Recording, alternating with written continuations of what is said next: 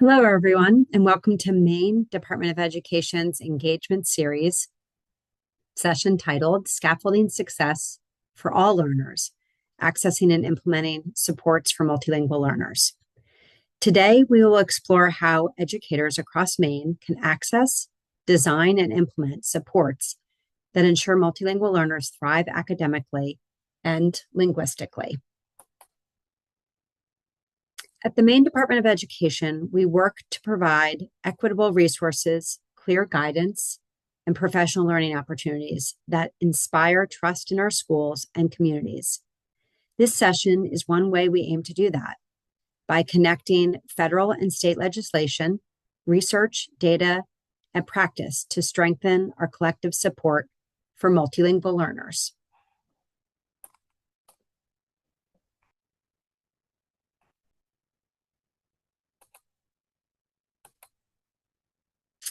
Supporting Maine's multilingual population is a shared responsibility. It takes all of us, as offices and teams within the Department of Education, to teachers, administrators, specialists, college and university professors, school board members, and community partners, to name a few, working collaboratively to ensure that every multilingual learner has a meaningful access to grade level learning.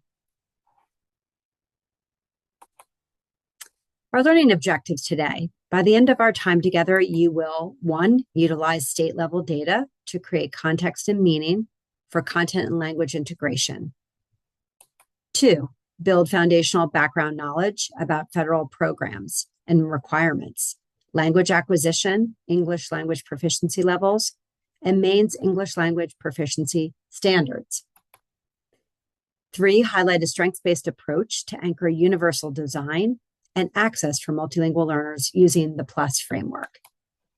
And 4, provide actionable resources to support purposeful grade level planning and scaffolding through collaboration.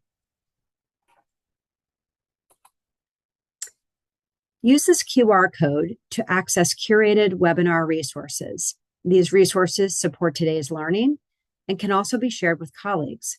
Specific resources will be highlighted during the presentation as well. Let's begin with a quick connection. Can you guess the most common language spoken in Maine other than English? Take a moment to think about what you've experienced or heard in your community or schools.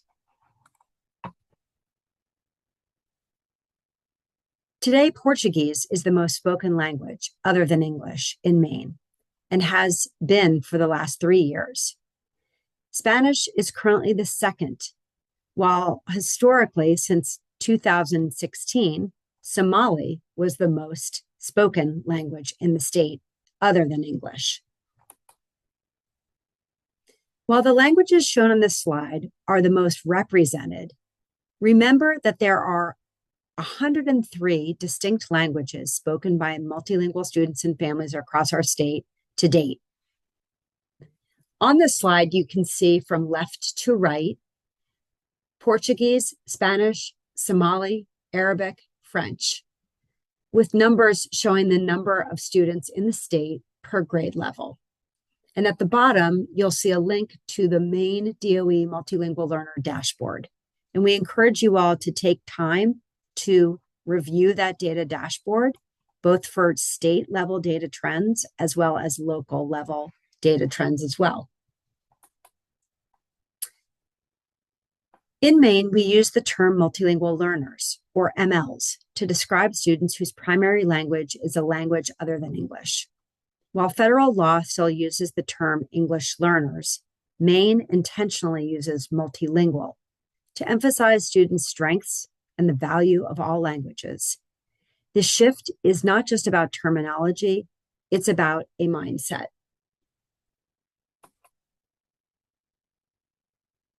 Here's some data to ground our work together today. From 2024 to 2025, Maine saw an increase in 11.5% in multilingual learners. That's about 2,665 additional students across the state. Currently, about 60% of districts or school administrative units serve multilingual learners. and nearly 88% of those SAUs have fewer than 50 students. This tells us that multilingual programming is not localized to one area of our state. It's a statewide responsibility. The map on the right will show you where multilingual students are enrolled with the blue dot. And you can see that the white area is what's called unrecognized territory. And that's where we would not see school administrative units. So most of the state that has school administrative units has multilingual learners enrolled. And this is growing as of the 2025 school year.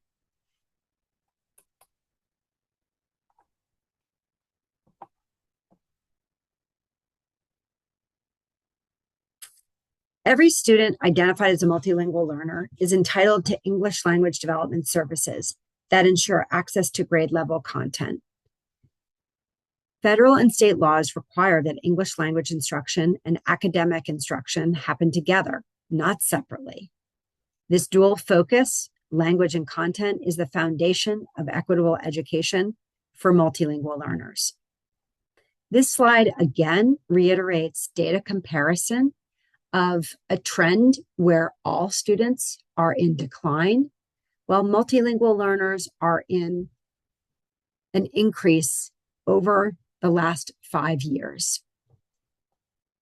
Accessing the Maine data warehouse is a really great place to ensure that you're getting up-to-date information for enrollment across the state as well as at your local level. Multilingual learners make up close to 5% of our total pre-K through 12 student population. Again, you can see the trending line here in the graphic, and we're able to see that over time, we are seeing an increase in percentage of students who are multilingual learners across our state. And we anticipate that this will continue to trend upwards. So building background knowledge. As I said earlier, multilingual learners are entitled to English language development services. And it's essential that we understand what is foundational background knowledge for us as educators and leaders working in our schools today, where multilingual learners will be enrolled in our schools. Multilingual services and program requirements. This slide highlights here a very important document called the Administrative Letter 2, which is in our slide deck and is linked here. All students who are multilingual learners are entitled to English language support services that ensure meaningful access to grade level curriculum. You'll see 4 seminal court cases listed here on the left that outline where multilingual learner rights are anchored in law. And what's important to understand here is that English language development must occur concurrently or simultaneously with the acquisition of academic content, meaning that we can't wait for students to become proficient in English to then be able to participate in the core content area instruction.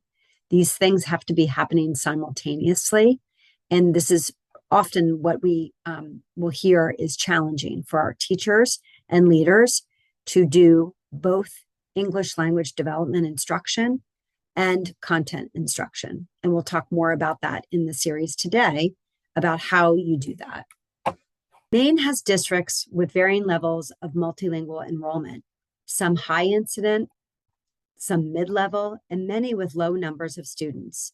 Regardless of size, each district has an obligation to provide explicit and systematic language instruction using WIDA's ELD standards to assess all multilingual learners with WIDA's annual English language proficiency assessment, which is called the WIDA Access or the WIDA Alternate Access, to communicate in oral and written with families in a language they can best understand, and to progress monitor students' language growth and development through an individual language acquisition plan that's overseen by a 660 certified ESOL teacher. So as you can see, regardless of size of how many students you have in your district, there's obligation for each of these areas of identification, instruction, assessment for all students in all areas across our state. Collaboration is key. Multilingual programming works best when responsibilities are clearly defined between content teachers, ESOL teachers, administrators, and specialists. Together, multidisciplinary teams build systems that promote linguistic, social, and academic growth. This resource is in your resource folder, and we encourage you to print this and to share this with colleagues in multidisciplinary teams so that you can identify that the clear responsibilities that can create the support and equitable access for learning for our multilingual learners. A strengths-based mindset shifts our focus from what students lack to what they bring. When we honor students' languages, cultures, and experiences, we create classrooms where they can see themselves as capable and valued members of the learning community. Integrating multi-tiered systems of support, MTSS, provides a proactive and data-informed framework, with Tier 1 serving as the foundation. Tier 1 with supports that are linguistically and culturally sustaining and strategically scaffolded for multilingual learners.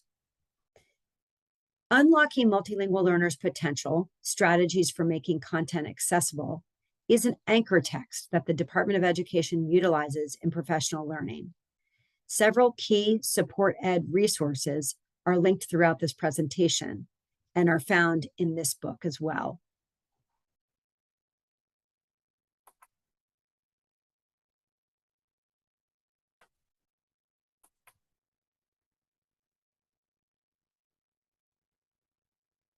Understanding language development is essential to working with multilingual learners.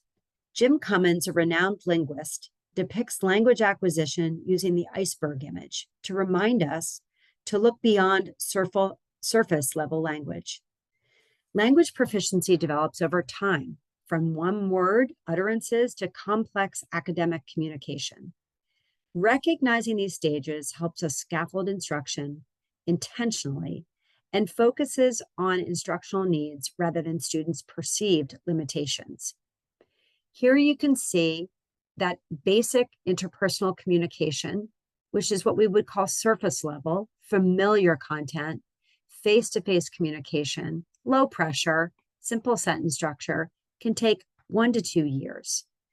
Whereas that more academic language proficiency, which is the below the surface, it's those lectures, those formal environments, written text, Tier 3 or Domain 3 specialized terminology and vocabulary, idioms, and nonverbal communication that's more abstract, less familiar, and also is often high stakes and filled with a lot of pressure.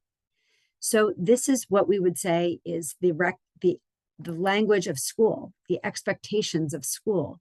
So knowing that language learning is a time-based process and that it is immersive, meaning that it needs to be done routinely with strong interaction and feedback and explicit instruction. The stages of language acquisition enable us to look at the approximate time frame, the characteristics, and the teacher prompts that are available to us to think about how might we always engage with students, whether they're in what we would call the pre-production stage, where they have minimal comprehension, perhaps minimal verbalization, to that early production, where the student has 1 or 2 word responses, to emergence, to intermediate fluency. Every stage of language is enabled to communicate and to show what they know, given the right teacher prompts and supports that we can provide our educators in the field.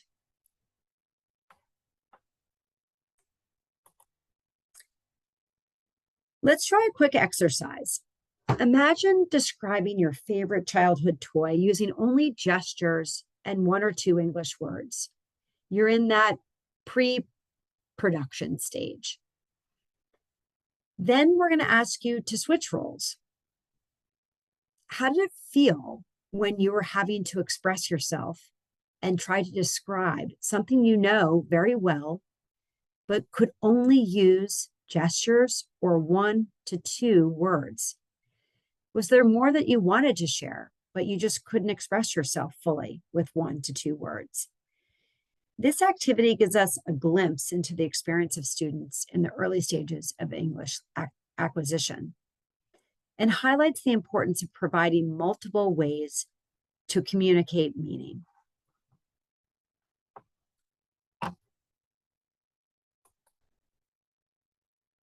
So if you were to do this activity with a group or in a workshop, you would be able to debrief and say, what did you notice? How did you feel? What did you need to understand about the prompt to even be able to engage? And importantly, what scaffolds might have been helpful, both in understanding the directions and communicating with your partner?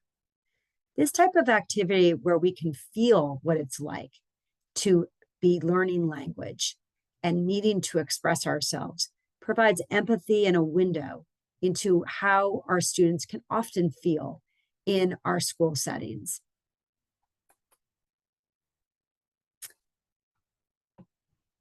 English language proficiency levels are important to understand because we reference these quite a bit. In Maine, students exit multilingual learner status when they reach a 4.5 composite on the WIDA Access or a 4.0 composite on the WIDA Alternate Access. WIDA Alternate Access is for students with IEPs who have significant cognitive disabilities. And these are determined, this assessment is determined by the IEP team, which should include an ESOL teacher. As you can see, the continuum of proficiency levels moves from entering to emerging to developing and expanding, later to bridging and reaching. And what we need to know about these proficiency levels is that it takes time, and that each of these proficiency levels are parsed into language domains. And the language domains can have their own individual scores, which we will review in a minute. But first, we're going to look at activating prior knowledge and student vignettes. To activate prior knowledge, let's look at some student vignettes. In this reflective activity, you're going to read the 6 student vignettes that are in the resource folder. And then you're going to try to identify each student with an ELP level using your prior knowledge of language learning and context clues. Next, we're going to ask you to consider possible teacher moves you might embed in your lesson plans to scaffold the language so each student can access the content. Perhaps you use visuals or anchor charts to outline key vocabulary and concepts. Perhaps you create guided notes so students can listen and take notes in either English or another language. Or you might partner students so they can practice reading and speaking about the content before doing an assignment or assessment independently. And they might do that speaking and meaning making in what we call their L1 or their primary home language with another student who speaks that language.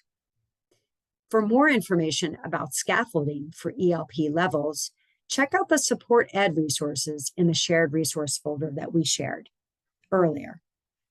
With the appropriate scaffolds, we can learn and lean into what students can do and work toward building English language proficiency over time. This slide shows you the graphic organizer that is available in your folder as well. And here are the 6 proficiency levels with the names of the students that align with the proficiency level.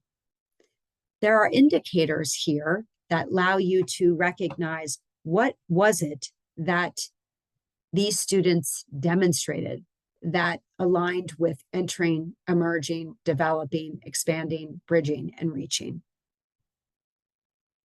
So let's consider Manuel, a 13-year-old from El Salvador who came to Maine with no prior schooling in English. Take a minute to review this slide. What might a deficit-based view sound like?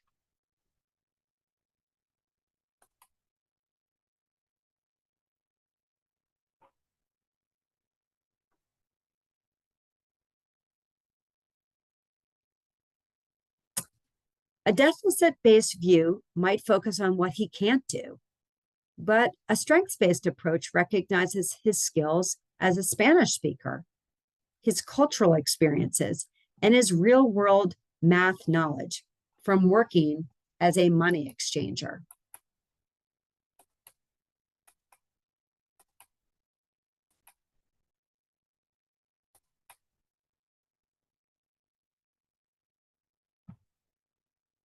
Looking at this exercise enables us to think about if we were to have Manuel, this 13-year-old from El Salvador, who came with no prior schooling in English, what might we do in order to plan instructionally for him? This is what takes us into our first instructional planning resource, which are the can-do, WIDA can-do descriptors. They're an essential planning tool that help teachers set language objectives, tailor instruction by proficiency level, and collaborate across disciplines. The key is to maintain rigor while making content accessible. The can-do descriptors are a valuable tool for communicating with teachers, students, and parents about what students can do at each language proficiency level. And as the teacher, they guide your instructional planning toward the next successive ELP level, that zone of proximal development. Take a few minutes. We're going to pause the recording to review the can-dos for the grade level or levels you're teaching. You can find these in the shared resource folder under WIDA can-do resources. When you go and review those can-do descriptors for the grade level that you instruct, first of all, what do you notice? And how might you use these to plan for instruction, to scaffold an assessment, to progress monitor, to see if students are on track with their English language proficiency growth? How might you share with students so that they can track their own growth? Take a minute now, pause the video, and look at the can-do descriptors in the Google folder shared.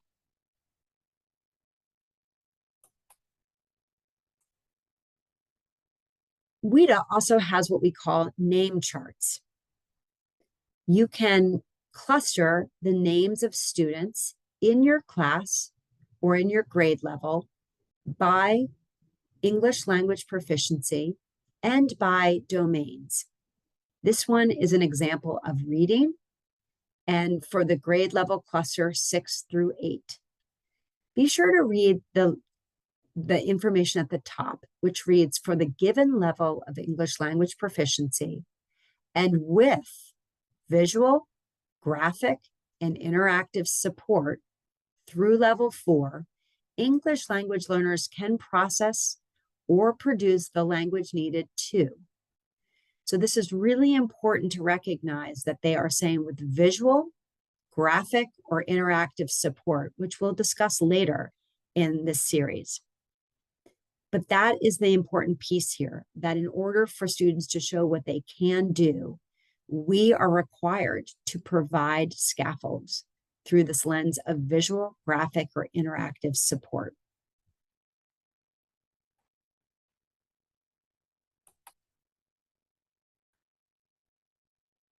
WIDA can-do descriptors empower all educators to celebrate and build on what multilingual learners can do, creating a more inclusive, supportive learning environment. These booklets by grade level are also in your Google folder, and you can be reading these alongside the can-do descriptors. The WIDA can-do booklets help educators plan instruction based on language development. They support equitable access to content through setting language objectives. They promote collaboration between content and language specialists. And they track progress and provide tools to describe what language learners can do at various stages of English language development.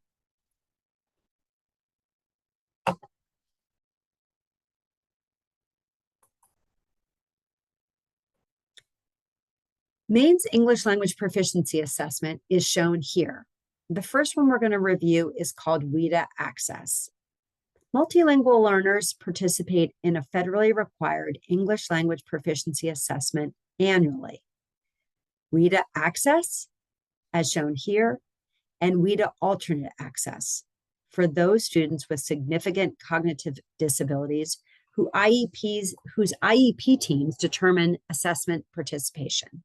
Again, remembering that if that student is a multilingual learner and has an IEP, that ESOL or 660 endorsed teacher should be a member of the team to speak on behalf of their English language goals and their English language assessment accommodations. Scores are determined by language domain and on a scale of 1 to 6 in WIDA Access and a scale of 1 to 5 in the WIDA Alternate Access. Pay attention to the portion of the score reports that show what students can do in each language domain, showing and using the can-do descriptors, and how this information supports a responsive and linguistically scaffolded approach to instruction. Additionally, within modes of communication, multimodal approaches to both expressive and interpretive expression should be present in your instruction and assessment to ensure access and opportunity.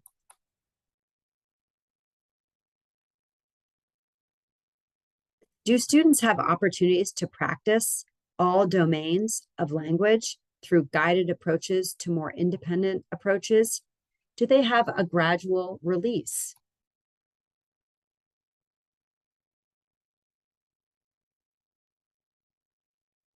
Here you'll see a diagram on the far right that we encourage every classroom to have posted.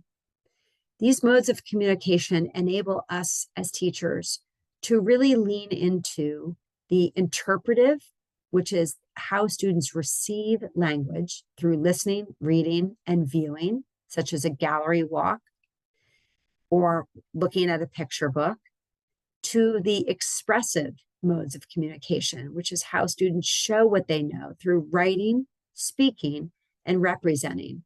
That can be done through models of fraction strips, for example, or Legos. So as a teacher, you want to consider what is your dominant domain of instruction? And what do you expect students to use most frequently in your classroom? Do you have a balanced approach to how you expect students to communicate in your classroom? Do students have the opportunities to practice all domains of language through those guided approaches? And is there opportunities for them, as I mentioned before, to have that sense of gradual release, to remove those scaffolds that they no longer need because they're ready to go to the next English language proficiency level? This acronym SWIRL stands for speaking, writing, interaction, reading, and listening. Research shows teachers talk 60 to 75% of the time in classrooms. To truly support language growth, we need students to do what we call swirl, engage in all 4 language domains daily, plus interact. Language learning happens through use. Consider using this acronym in your classroom. Post it on the wall or on the door as a reminder to yourself and to students about the importance to swirl.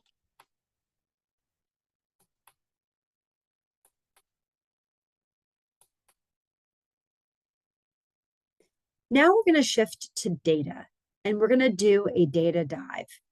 Why content and language integration matter. Take a minute to access this data dashboard with the link below and review the data sets available on the Multilingual Learner dashboard. What do you notice in this slide and this data set? How can we better understand language acquisition, English language proficiency levels in all language domains of the students you teach, and tiered instructional scaffolds that potentially impact the positive academic outcomes for multilingual learners? What we've highlighted in this slide is the state assessments that are at or above state expectations in blue, and in the orange below state expectations. And as you can see, our current multilingual learners are well below state expectation in English language arts and mathematics compared to exited multilingual learners and those students who are non-multilingual or never multilingual learners. So we know that our current multilingual learners need to have as much scaffolding, support, explicit systematic instruction possible, while also having access to grade level content where our teachers feel equipped and poised to differentiate for language so that they can still access the content. The other thing that's noted here is that our exited multilingual learners, those students who have shown the proficiency of 4.5 on the access or 4.0 on the alternate access, outperform those students in English language arts who were never identified as multilingual learners.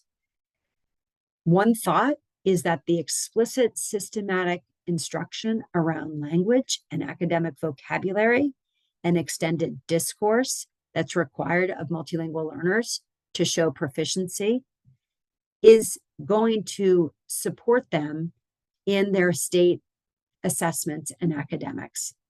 And so what we emphasize here is that what we are having teachers employ in their classrooms for multilingual learners is, in essence, solid instruction that centers language and is beneficial for all students.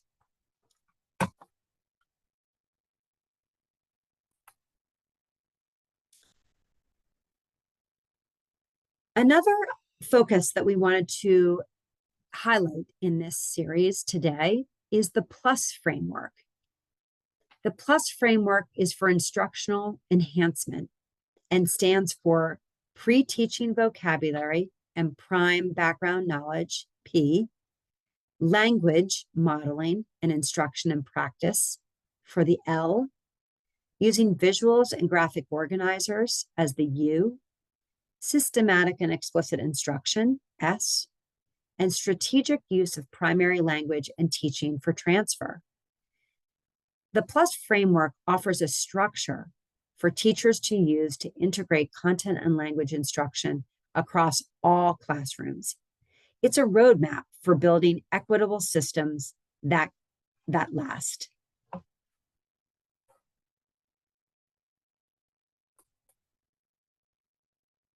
Here you can see each element of PLUS articulated and defined, and then evidence that can be cited for this evidence-based framework.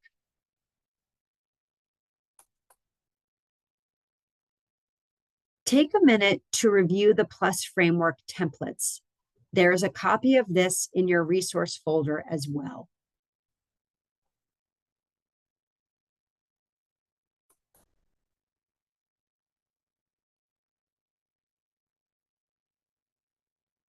Consider, what do you already do as a teacher to scaffold and support language? And what areas of the framework do you want to learn more about or practice? We are going to highlight some examples of a PLUS framework that is completed for different grade levels. In your folder, you have examples from pre-K through 12 to review. This is an example of a completed plus lesson plan for a middle school science lesson. Consider viewing a video with a partner.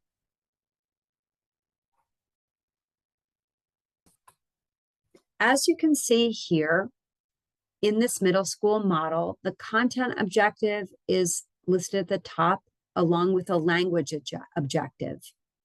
And then the strategies of the pre-teaching of critical vocabulary, the systematic and explicit instruction, the language that is going to be modeled and opportunities for practice using sentence frames, use of visuals and graphic organizers where students might diagram or use cards where they need to mix and match, Cornell notes, and then students can also create a bilingual organelle chart with terms in both languages, using bilingual dictionaries and using technology to support meaning making through using their L1 or primary language.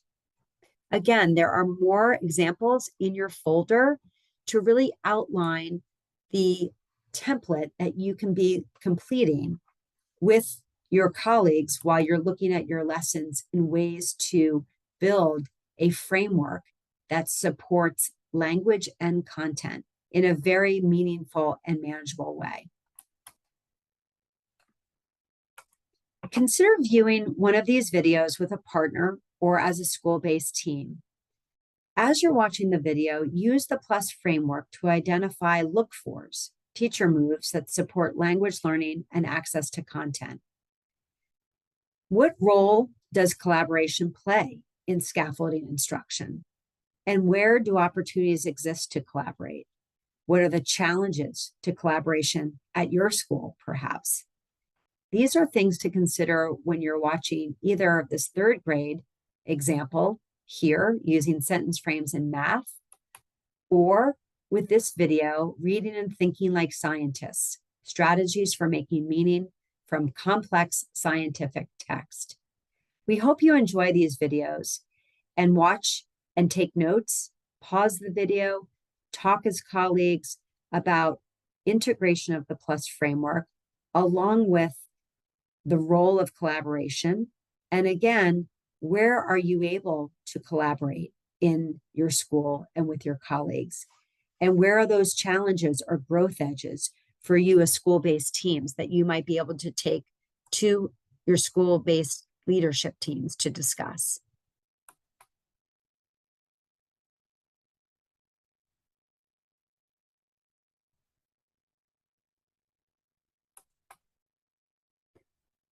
The PLUS framework will support you in planning and preparation with clear content and language goals. It has structured, scaffolded instruction. You're going to be using data to guide your teaching through formative assessment, systematic supports that you'll do through collaboration and consistency, and this idea of sustainability. It's ongoing, it's adaptable, it's equitable, and it's manageable. And so we really are excited to share this with you and hope that you find that this video exploration, along with the exemplars and the template, will give you an opportunity to try this out with your classes. Now we're moving into lesson planning application. Every Student Succeeds Act, or ESSA, requires states to develop English language development standards that align with challenging academic content standards in core subjects like reading, language arts, math, and science.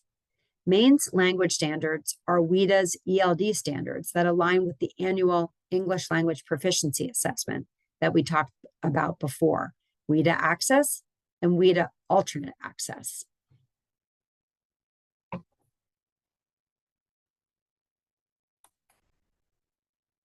WIDA standards are listed on the far left. That's standard one that underpins all the other standards of language arts, mathematics, science, and social studies. And that is the language for social and instructional purposes. On your right, you'll see that the standards then lead into our what we call the key language uses, our expectations of language use, and then that proficiency levels that we've been discussing. The expressive and interpretive modes of communication we spoke about earlier. This resource is also in your Google folder and really provides opportunities for you to think about what are the ways that you're embedding, scaffolding expressive skills through writing and speaking, and those interpretive skills through reading and listening.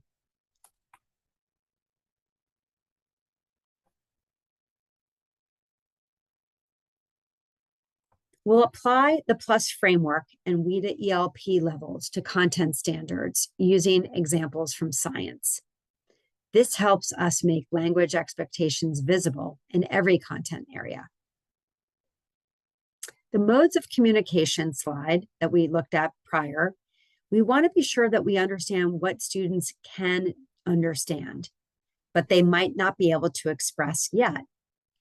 So let's go back to that slide.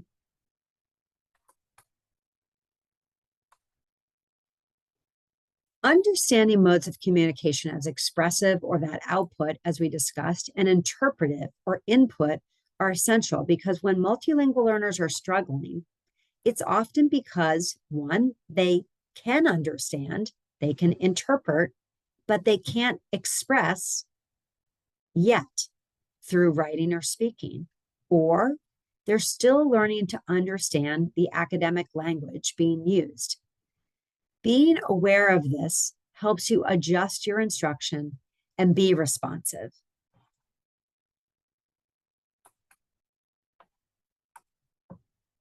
Key language uses are similar to genre families.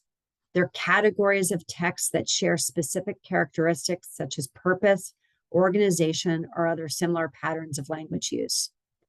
Using content standards, literature reviews, and disciplinary research, WIDA identified 4 key language uses: narrate, inform, explain, and argue, that can be used to prioritize and organize the integration of content and language. Consider the genre examples on the right and the classroom applications for each key language use.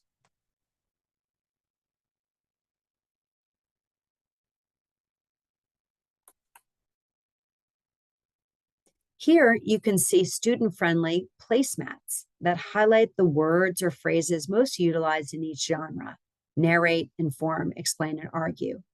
Students can look for these words while listening or reading text and can incorporate these output in their speaking and writing.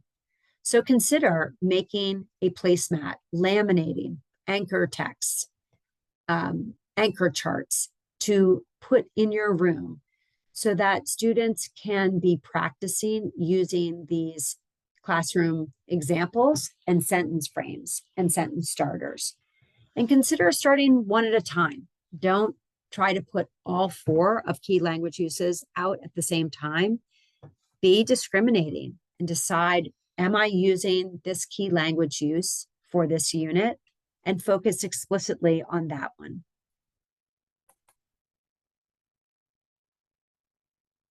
WIDA provides charts per grade bands that show the distribution of key language uses in each standard. These can be found in the WIDA's ELD standards framework by grade level clusters. This is also in your Google folder. Consider reviewing your grade level cluster materials in the ELD WIDA standards framework linked on this slide. What are the primary or prominent key language uses in the content area you teach? So take a moment, use the QR code or go into the Google folder that you already have open, find WIDA's ELD standards framework, and go to the grade level cluster that you work with. And look at what this example is showing us in grades 6 through 8. The predominant key language use in social studies is explain and argue. And similarly in science. And then we start to see the language of language arts that we're doing more narration and informing as well as arguing. So this enables us to think about the intersections, the way that we can collaborate with our colleagues, to see about how we are teaching those key language uses in our specific content areas and how we can make those linkages for students and collaborate as colleagues. Language functions and supports.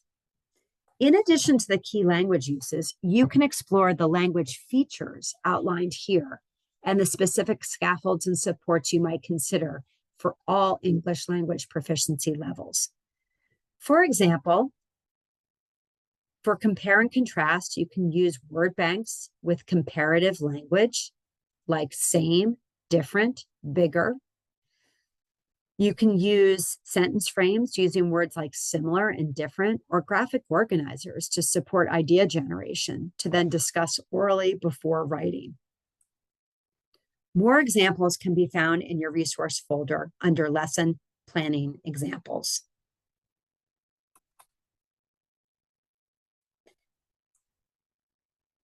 Ask yourself, what language functions are needed for my students to succeed? Are they describing? Are they explaining, arguing, comparing?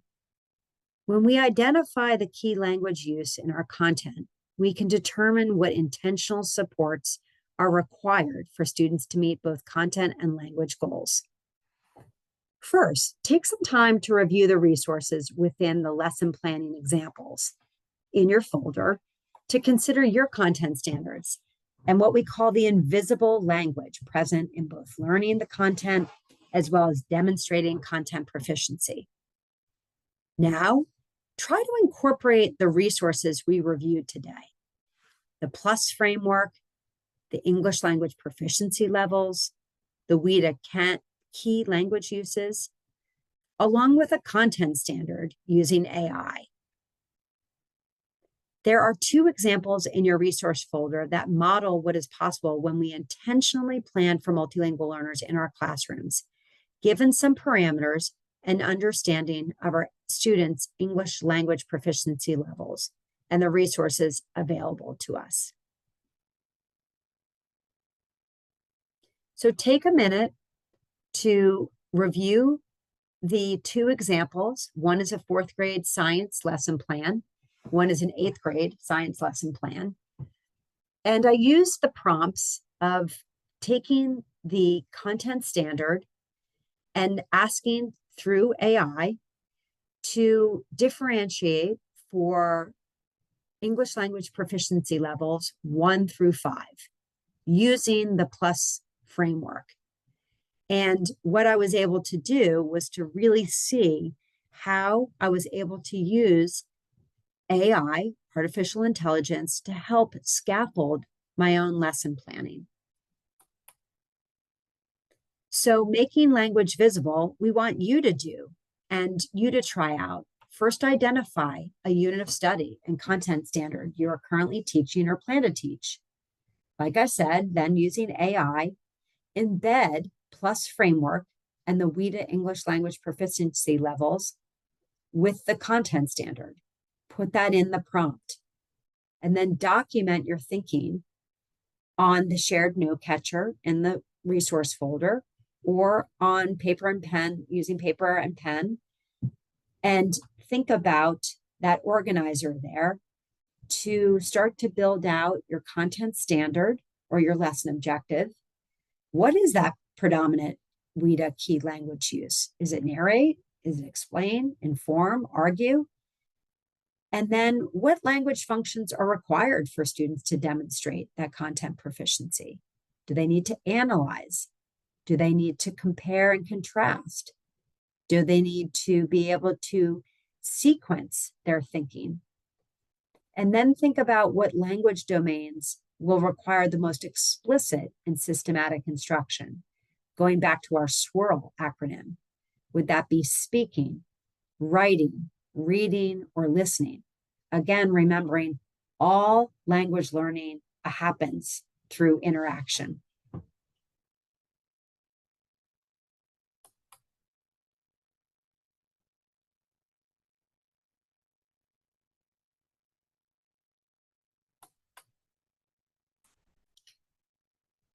Now that we've had a chance to look at how we might use the PLUS framework and the WIDA resources, such as the can-do descriptors, knowing a student's English language proficiency level, and knowing how the key language uses really impact how we can properly plan for lessons, we want to now shift to what a scaffold is and how we can use scaffolds and supports as teachers in our classrooms for all students, but particularly for our multilingual learners.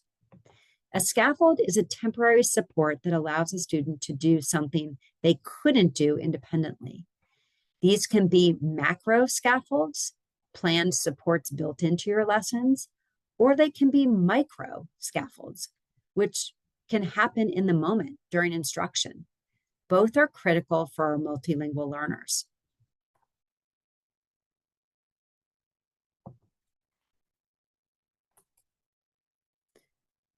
I mentioned earlier that Support Ed has a fantastic book called Unlocking Multilingual Learners' Potential: Strategies for Making Content Accessible. This book has been instrumental in book groups and cohorts that we've led at the Department of Education. And this QR code here takes you to a handout that's also in the Google folder that outlines the 3 types of scaffolds that are available to you as the instructor and teacher. One is the instructional materials, and one is about how you instruct, and the other is grouping. So the instructional materials outlines whether you might use audio, visual, hands-on resources that are curated by you in advance to ensure that every student can engage with the content and language. Then we have what we call instructional practices, where there are actions that we can take to support the multilingual learner's understanding of content and engagement during the instruction. And then we have the groupings of how we might intentionally group students to provide peer support, teacher support, or differentiated resources aligned to the lesson objectives.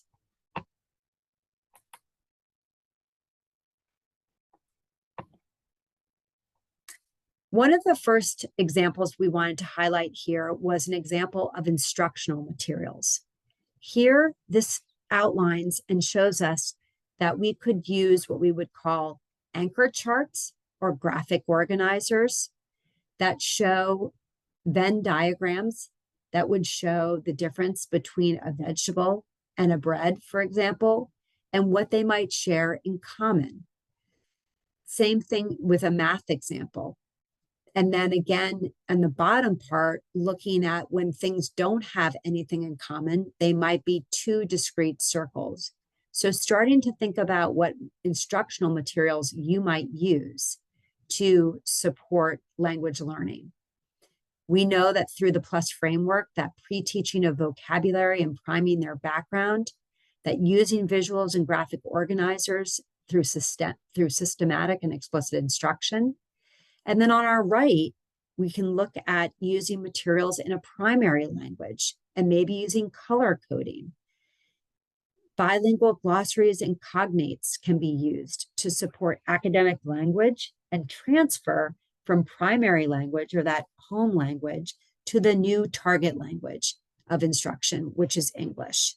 So building from prior knowledge and the assets that we want to pull through multilingualism is a great example here of how instructional materials can lean into those aspects of the PLUS framework. This resource here is an invaluable tool as a bilingual glossary and cognates. There are math learning standards that have been written into Chinese, English, and Spanish. And then there's also glossary of verbs associated with mathematic learning standards that we know have been endorsed through the Maine Department of Education's math standards. So this resource is very helpful and has often been referenced as a resource for Maine through years as an accommodation or scaffold for our multilingual learners. So in terms of our instructional practice, that second scaffold and support that is outlined through Support Ed's Unlocking Multilingual Learners' Potential, we have a great opportunity for you to learn about what was called the picture word inductive model. One strategy to make language visible is what we call the PWIM, or the picture word inductive model. Students begin by labeling images with nouns, adjectives, and verbs, and then move into structured discussion and writing using sentence stems that differentiate for extended discourse from simple sentence statements to more complex and compound sentence structures.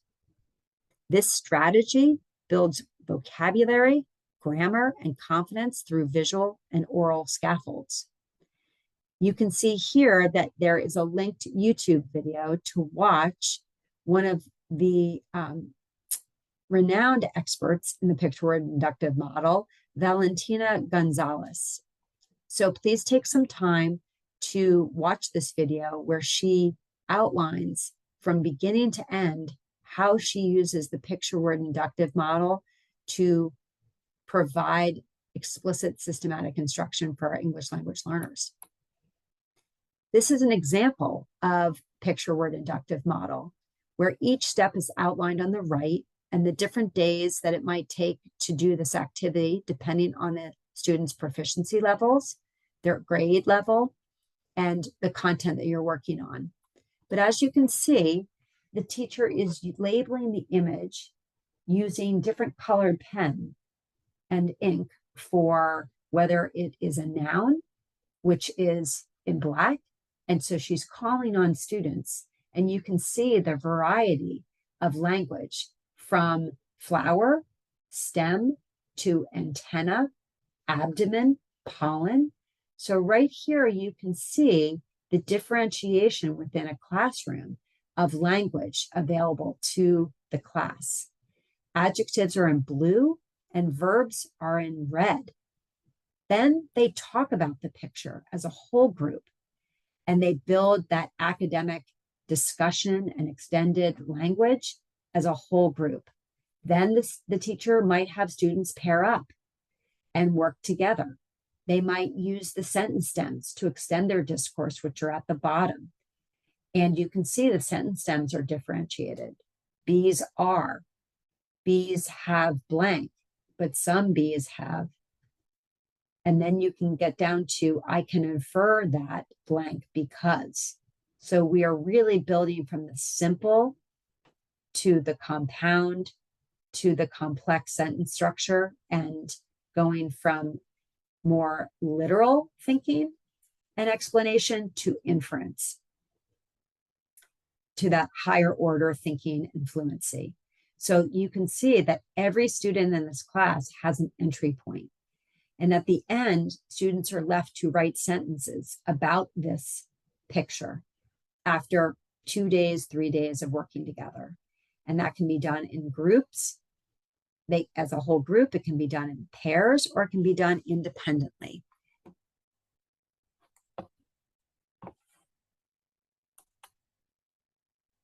So as you think about the picture word inductive model, think about how might I use that support, that scaffold, that practice, and how can I think about embedding this in launching a unit as a formative assessment, as a way to extend language, as a way to build academic vocabulary. So we really appreciate that we have this video, and also that you can be linking this to the PLUS framework, where you can have students be thinking about those different elements and building their language proficiency while also considering how you might use their native primary language as well for meaning making. That takes us into our instructional practice number 2, translanguaging. Translanguaging allows students to use their full linguistic repertoire. By encouraging students to think, discuss, or draft ideas in their home language before sharing in English, we honor their identity and deepen comprehension. It's not cheating It's teaching with intention. This is a component of the PLUS framework, as it is a strategic use of one's primary language and culture to support transfer and acquisition of the new target language.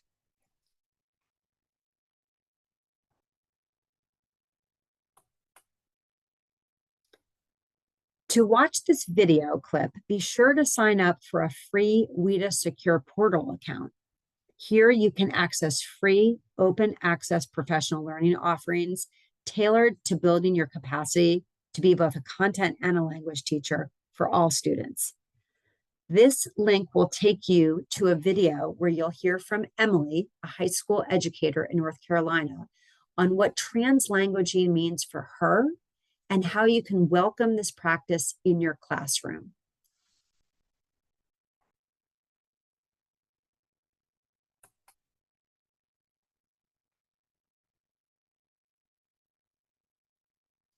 As a teacher of both language and content, what might you consider in your instruction and expectations in the classroom?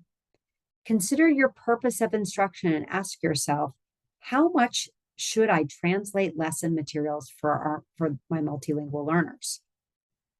Strike that balance, that sweet spot with content and language learning happening simultaneously, with translation being used purposefully.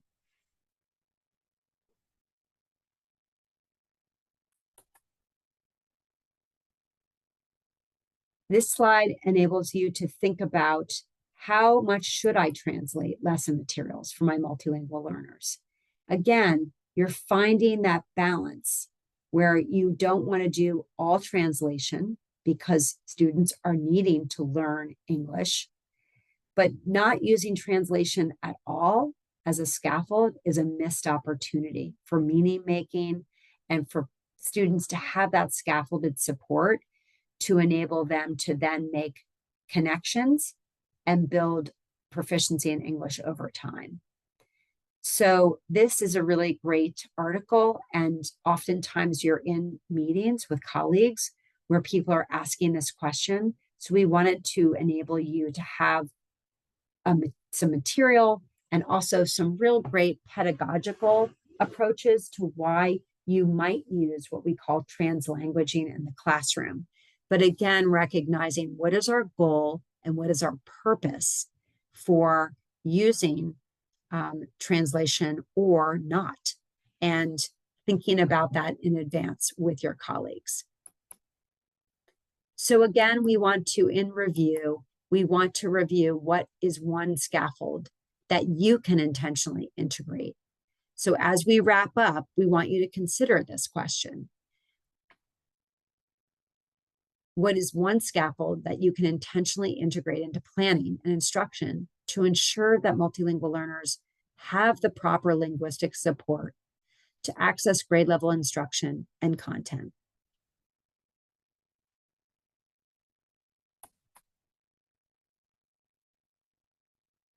There is a shifting paradigm because language learning is universal. We cannot separate language learning from content learning throughout the entire school day. Multilingual learners are a shared responsibility. When we use visuals, gestures, sentence frames, students' home languages, we aren't simplifying instruction, we're amplifying their understanding. So let's continue to make language visible for all of our students.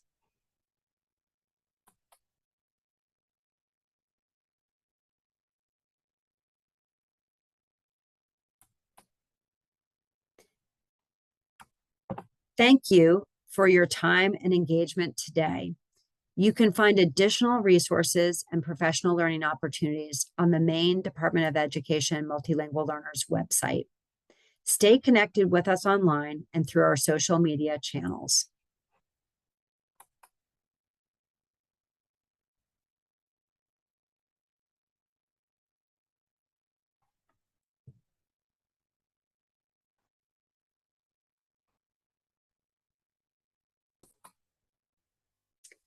For more professional learning and resources, we'd like to show you a few that we would recommend. One I referenced earlier the WIDA self-paced workshops. At the bottom of this slide is a linked site to the Maine WIDA website where you can learn how to enroll to have a WIDA secure portal account. Once you do that, you'll have access to the video that we referenced earlier about translanguaging, as well as 12 open asynchronous courses that you can take that you also can get contact hours for. You can take these as individuals, you can take them as teams, and as a building leader, you can also think about how you might purposefully integrate these into your scope and sequence of professional learning over the course of a year. We also have what's called the Pine Project. That is a collaboration with the nonprofit I'm Your Neighbor Books to bring a welcoming library to every SAU in the state. And this picture book collection has 30 picture books with embedded social emotional learning aligned discussion questions, as well as professional learning opportunities for you all, where you can also receive contact hours. Colorine, Colorado has an ELL strategy library that is very popular with teachers, and it goes through alphabetically all different opportunities of strategies that you can review and you can find resources for. So we highly encourage that you utilize this open access free resource as well. Unite for Literacy is a family engagement resource that has incredible benefits as an online digital library that provides free access to hundreds of picture books narrated in over 50 languages, designed with early and emergent readers in mind. It's a powerful tool to support literacy development and celebrate language diversity. So please take a minute to use the QR code. There's no cost, there's no signups, and this is open access. Again, really a great opportunity to see how districts use Unite for Literacy, how they use it for family engagement, and how it supports multilingual learners.